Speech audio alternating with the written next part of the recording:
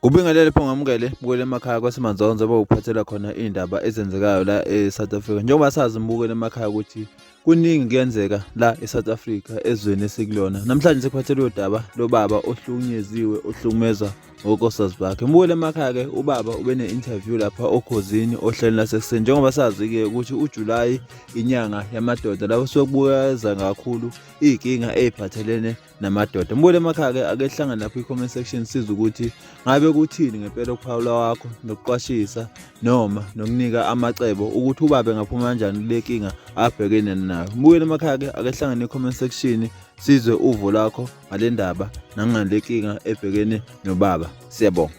So bese lodwa into mengihlala umuntu osifazane ngisho ukuthi hayi ngisho kuthiwa ngamfica ephuza kodwa mase sihamba indlela ube unkosikazi angimdingi umuntu ophuzayo. So la inkinga iqala khona ekutheni ngo2021 wela khona ngiqeda ukulobola ngo2020 sekhona nengane mase sithola indawo elebheleyo ukuthi sihlale khona sivunyelwa yibona futhi abazali. Inkinga bese ngithi ngivakasha ngala kamamkhulu ngijike bese ngibuya ngala sengibuya unkosikazi uManzi. UManzi nje ukuba igama ukuthi uManzi cha understand ezulini ukuthi umuntu yes uphuzile nje uphuzile. Hayi nangempela shothi kube khona uhilizisana endlini ngaloso sikhathi kwakufanele ingane iye ekhaya iyokwazisa ukuthi iyobiwa nje ekhaya ngokuphelela sengibiza ngisho ifamily. Abazali ke shothi agcine engafikanga ke naye nengane banqabe abazali bakhe bafike bangixosha ephele bebe ngixosha ephele. Hayi phoqa ukuthi umndeni wami siyahlukana nawo. Hayi phinde futhi kubuyelwana kungabi khona inkinga futhi. So mekuphinda futhi kuqhubeka futhi sibuyelene abazali futhi ngiphinde futhi unkosikazi ngimfice ngakubo ephuzile futhi. Hayi kusho ukuthi ngilenkinga ngiyibona ukuthi ibhekene nami kuphela ayikho ekhaya la ngizakalobolani la lobolene ngo2020. Hayi ngawo futhi u2022 sekuya u22 March 20 ngimfica unkosikazi futhi uphuzile. Le ndaba yaziwe ekhaya yaziwa yimina. Ngibona isimo sengane mengifika kubo ngithatha ingane ngiqhamuke uma eqhamuka kade ngimfonela ukuthi ukephatha akekho khona umfana wami ngivula kubo khona umfana wakuba ngithuke ngithatha ingane ngigoduke kwakufanele ngiye emanzi imtodo wasesukile ebhelese lapha ngase wenkesbrut. Mengifika khona la uphuzile umama sizojemana ngeimoto ngakubo ngiphuma kanti akekho kude. Ngigoduka mengigoduka ngingaye eNanda kunkosikazi omdala ngiye ekhaya la ngishisa khona impepho ngifike ngilala ekamerweni ngibeka ingane bengithi ngibona imoto phezulu ezu2. Umkhwekazi wami ubaba umukhwe wami kuzoba uyena umakoti omncane bazongena ekhaya abakazi bangena ekhaya bonke baphuzile bazongena ekhaya. Bebengena ekhaya kuba abantu ukuthi bazolanda ingane. Ngiyibuze lento mina ngithi ingane kanti yakephi uma ngeyisakwazi ukulala la ekhaya. Nasekuqaleni ngathi mengenza umndeni ukuthi ufuna ingane izobikwa nangikhaba nayo. Bayithatha ingane bayithathe ngokulo endlini. I still have ama videos ngoba ngumuntu orecordayo mekwenzeka izinto. Bangilwise umkhwekazi azangilume la esandleni baba khona ngixaza ngilahlelele. Bayithatha ingane ngithi meke kodwa time usuyangihlambalaza manje ngoba mina isimo sankosikazi ukuthi usahlushwa utshwala. Ngiyasifihla emzini wami. But wena uzonizofika la no 3 and nihabulile futhi enye into lonto. Athena uzolanda ingane bengekusasa yini ngoba ku2 and3 uthi nithathe ingane nihambe. Nangempela bayithatha ingane bahambe. Qhubeke kulungiswa izinto 22 ngoJune lento yenzeka ngoMarch ngoJune kulungiswa izinto kholele ekutheni kuzolungiswa ingane iphathi yayo uzala ngoSeptember 19 noSihle kulungiswa iphathi yayo manje ukuthi uzoba na 2 years ngoba u1 year wamgeja ukuthi kufanele ngiyombika ekhaya ngokwesiZulu. So bekwenzeka lokho babe nenkinga yokuthi u19 ngazopha nensuku noma ungesonto ithi day to 24 ngokomsebenzi wabo benza ideko. Kuthi ngoAugust kube nenkinga ukuthi ideko yabo u24 uba mningi idate. Nangempela iminingi idate ngo24 kuthiwa kuhlehle ukuthi 1 October. Ngingabi nankinga futhi nami ngoba phela uyibona abazosiza kwideko bangiphungulela indleko nami ngengane. Nangempela usho ukuthi kube 1 October ngoSeptember ngebhadi kudutshula ufana sekhaya ngimlamayo. phoqeka ukuthi uzongcwatsha ngawo 1 October. Khulume nomkhwekazi athi umkhwekazi ngiyabayihlehlisa iphathi. Shothi ingane ngeke iye kungcwaba baba wayo. Phathe kabi lonto. Ngiyangcwaba ngala kunephathe ngane yami ngala ngikwazi ukuyi-attenda. Ngibona ukuthi ngibhekene nenkinga la. Ngiyaxolisa ukukhuluma lento. Uthi yangihle kade ngihleli nayo.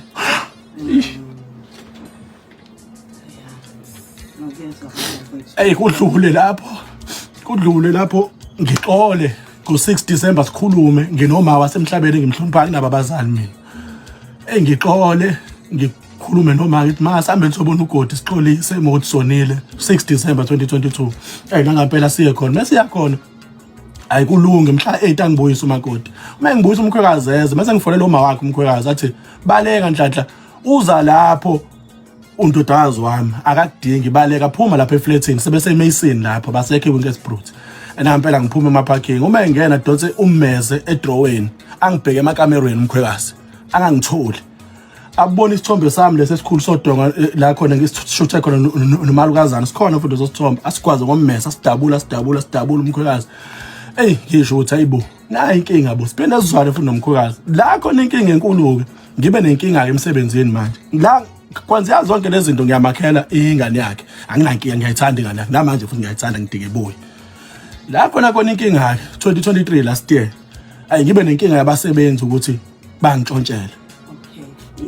Ngiyazi ukuthi udaba lakho lude kakhulu kodwa ngiyabuka futhi ukuthi nomlaleli uyafisa ukulwazi lonke luzofika igcinile kodwa futhi nasi nesikhathi ngala ngihamba ngazi wena ongabona ukuthi ikuphi lokhu ngempela ofisa ukuthi ukukhiphe bese uzongazishaya isikhathi. Okay dad.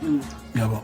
Shothi kubasebenzi batshontsha imali ngingene kwipolitiki dise ngoMay mase yes ngingene kwipolitiki dise ngoMay mase ngishiya inkampani kubafowethu mengifika mase ngibuya ngithatha 2 months we leave mengibuya ama client awekho happy ngithatha unkosikazi omdala ngimfake vele lo mncane yena owenza i-marketing umake post ekheshi yena poster yena okhuluma nabantu unkosikazi ngamvulela inkampani ngoFebruary lomdala mengithi ngiyacheck uWhatsApp ngesonto unkosikazi omdala usanda kuthenga nemoto iBM mengithi ngiyacheck unkosikazi ngesonto kuWhatsApp helele mhla 7 shuthi sebengitshotshela nama client ngale nkampani engayivula unkosikazi omdala usebenza nobhuti wakhe sebenza abahambe ubhuti wakhe akahambe ufuna abantu abenza amakhabethe nosealing kuyabheda ngilahlelwe imali eyigidi la engaphezulu kwe1,000,000 engilahlekela abasebenzi bengitshontshelwa so kule nyanga ngizobheda ukuthi ngayikhipha imali yokudla nezinye izinto ngicela ningikhava ngazi ukuthi mina nginamakhosikazi mengisho lokho kubona bazongisupport kanti bona bathi hayi sizokhamba ngale bayithatha inkampani basebenze bathatha ama client basebenze uma besebenza akusahambi kahle manje namanje inkosikazi omncane bekade ngiWhatsApp ethi umsebenzi bawubhedile iclient ngenza alifuna imali so manje la ngikhona ukuthi nginenkinga la efamilini engathi futhi nakhona la umkhwekazi uyazi futhi ukuthi inkampani iyasebenza leyana ngi-avoid ukuthi ngikhulume nabo ngi-avoid kuthi ngolesibili engicike lento mase ngikhuluma nabo ngoWhatsApp bangaxolisi babuye bangenzela i-meeting benzela i-meeting gcina sekhiliziswana ke-meeting kuheliziswana kwe-meeting akusasa unkosikazi omncane ngibuyela namaphoyisa engibuyela namaphoyisa uza nomkhwekazi umkhwekazi uhamba nomukhwe nabafana bakubo nama-truck akhona bezoqoqa emzini wakhe ngoba angimnikile ithuba lokuthi kube khona izinto azenzayo endlini since ngoba ahambe eqashe athathe lezo zinto si-ede endlini bafika bayiqoqa ngaboshwa ngolesithathu ngolesine ngavele enkantolo ngiboshelwa ukuhilizisana okwenzeka endlini. Yes. Icala lithi icala le-charge sheet. Shuthi ngadinwa nje ngizokhuluma nje iqiniso. Ngadinwa ngaze ngathatha ipipe endlini lamanzi. Ngabathintitha ngithi ngiyakhuza lento abayenzayo ukuthi ningaphinde nenze lento ngoba nizongibulala. Nama voice note abakhulumayo bethi ngifuna ukuyothenga ukudla ngikubeke eduze kwakhe khona ezoshaya inhliziyo. Engiphathe kabi lento ukuthi bavase angibopheke lo mncaneke ngingene ke stocksini ke ngingene enkantolo kusho ukuthi ke mengingena enkantolo ngigcine ngithola ibail ngiphuma mengiphuma kuthiwa ke azosela icala athi umkhwekazi hayi ngimdinga ejele lo ekhuluma emva kwakhe umakoti ngibona ukuthi shothi la impela ayasadingakala banje isicelo sami ukuthi ngiyacela umkhwekazi aphume endabeni sami nomuzwa wami akusawona umqasho ukuthi akunamuntu kungabe into abahlelela kuyona. Ngiyacela. Yeah. 27 minutes after 7 because imoya ke ithe ukushintsha kakhulu e-studio. Mhlawumbe nawe sinikeza ithuba esizwe ngoba ukuthi ngomluleka uthini umfowethu nangimabhodisa abamazi kakhulu abaningi njengosomabhizinisi sijwayele ukumbona wenza amakhabethe nani. Ngakho sakhuluma naye mroza kuqala kwenye interview nakhe naye la. Sengiyabona indoda engiyaziyo. Ungathini 0716136667 thumela ivoice note. Mfowethu mhlawumbe ke usuke wazama ukuthola isixazululo emndenini namakhosikazi akho kukhona ukuyiphendulela abakushoyo ngokwakho ukubona ikhona indlela engalungiseka ukwazi ukuthi semasibuyele kulokho sasiyikhona kuqala ethu bake bafika nala stebe besuke Eastern Cape abakhona bezomkhuza umkhwekazi bagcine begeza umuzi ekhaya hleze ekhuzwa umkhwekazi wami uyangisiza naye kwezinye izinto ngoba ngiphile nama client engihupha nje ufuna imisebenzi yami ngifice konakela uke wangisiza futhi wakhokhela ikhishi lakhe in advance obuya yakho umuzi lapha yana ngahamba ngaphesha kodwa wenza isikhathi ukuthi abe umzali amele iqiniso lokuthi useganisile ndodazi wakhe akakwazi angazi ukuthi isizwe luphe ngase ngibhekane nalo mina nginankinga ukuthi khona usizo ufuna ngilithole ngalithola.